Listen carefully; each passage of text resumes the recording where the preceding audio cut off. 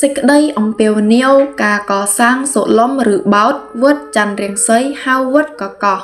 ខ្ញុំព្រះករុណាអាត្មាភាពភិក្ខុឧត្តមមេធិរោហងចម្រើន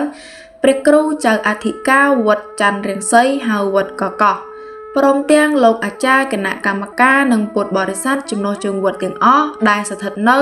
ភូមិកកោះឃុំល្វែងឫស្សីស្រុកជីក្រែងខេត្តសៀមរាបបានមូលមតិគ្នាជាឯកច្ឆន្ទនិងរៀបគម្រោងក្នុងការសាងសង់សុលំឬបោតដោយសុលំមានសភាពចាស់ទ្រុឌទ្រោមខ្លាំងពេកទើបព្រះសង្ឃព្រមទាំងលោកអាចារ្យគណៈកម្មការនិងពុទ្ធបរិស័ទចំណុះជើងវត្តទាំងអស់បានសម្រេចចិត្ត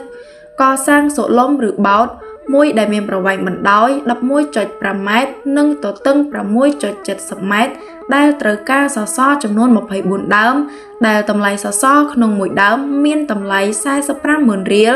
និងធ្នឹម1ម៉ែត្រតម្លៃ 60,000 រៀលនិងគ្រួសតូច1គីបតម្លៃ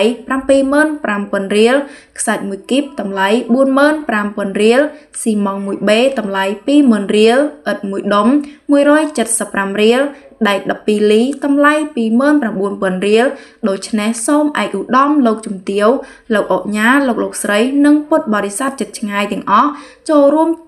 ជួយចាត់ជាកុសលតាមកម្លាំងសទ្ធាជ្រះថ្លារៀងៗខ្លួនសូមអនុមោទនា